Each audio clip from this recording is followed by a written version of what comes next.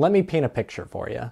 At one point in this world, there was no world hunger, no poverty, and the CEO of racism was arrested. And then Batman: Revenge of the Joker came out.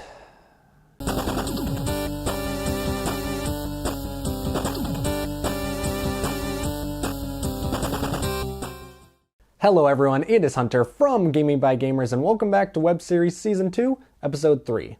For those of you just joining us, I'm on a journey to play and review every single Batman game. On today's episode, we're going to be playing Batman the arcade game, Batman: Revenge of Joker, and Batman Returns. So, without further ado, let's jump right into Batman the arcade game. Alright, our first arcade game. You kinda have to put yourself in the mindset of a kid in the 1990s, when going to the arcade was more than just a novelty, and only here could you play the top of the line games. Batman the arcade game is not that. My main problem with this game is that Batman feels like he's on a grid. When I jump or move, it just feels so stiff, and that really hurts the experience. I know it seems dumb to judge an entire game on one thing, but movement can really make or break a game if they don't get it right. That being said, everything else is pretty good. The graphics look outstanding for its time. This is the first time I really felt like they nailed Batman's look graphically. His costume is not just black or blue, it has different shades of colors, and they really show it off in this game. And this is kind of an odd thing to talk about, but I really enjoyed the sound effects. It really just gives off a great arcade sound effect, if you know what I'm trying to say. I don't know, it just kind of sounds like the most video gamey video game, you know? No, I didn't just have a stroke right there, I mean it. I know video games nowadays have foliage and they sound great, they're really realistic, but I just kind of miss the days where sound effects were made, not recorded.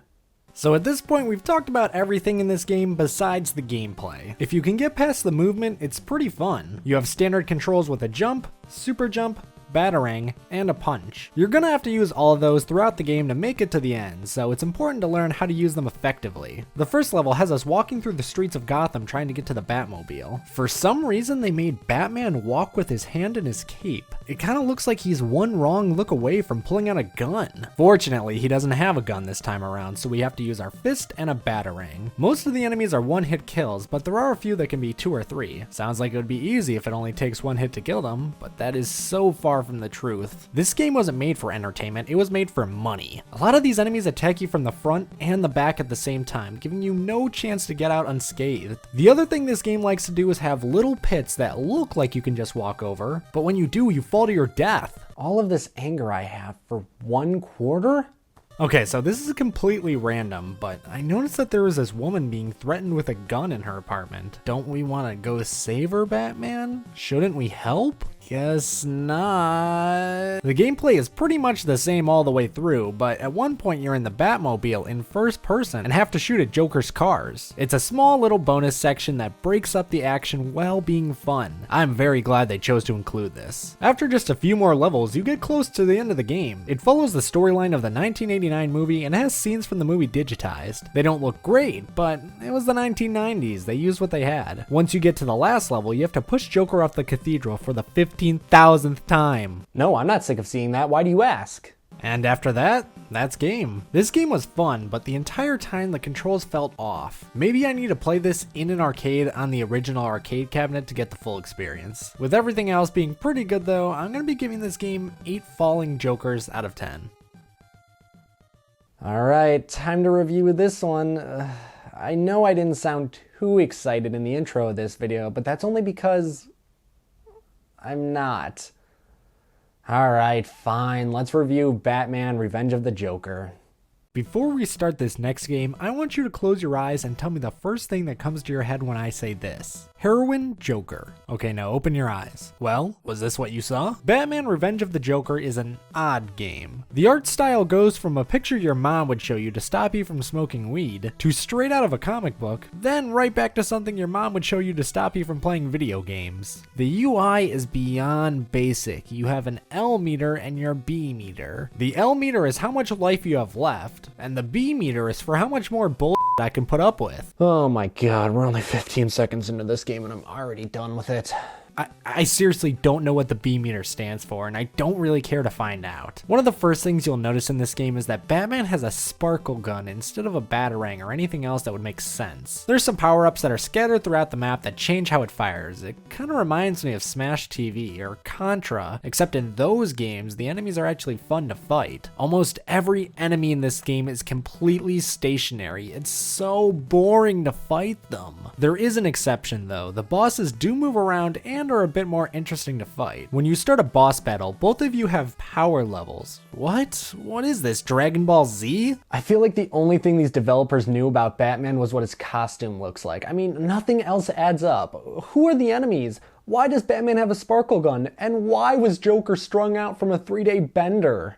Getting back to the boss fights, they're pretty difficult, but it's nice that even if you have low health on the platforming sections, when you start the boss fight, they fill up your health. Speaking of platforming, let's talk about the #1 cause of brain aneurysms, specifically this part in the game, these stupid moving blocks. I died more times than I can count because of these stupid blocks, and when I do make it all the way to the end, I died by an enemy I couldn't even see! Video games are fun! That's it, forget it. 3 L's out of 10. Well, all things considered, I think that went pretty well. Let's hope our next game isn't as infuriating. Let's check out Batman Returns for the SNES. I already feel like we're in better hands with Konami. Then they do something a little strange. We get a 4-minute prologue that is basically just text, and then it's not because Danny DeVito comes out of nowhere. But having a 4-minute prologue is pretty risky for an SNES game. You're asking a lot from a player that was expecting just to punch people as Batman. But the music is so good it holds the entire intro together. Just listen to this.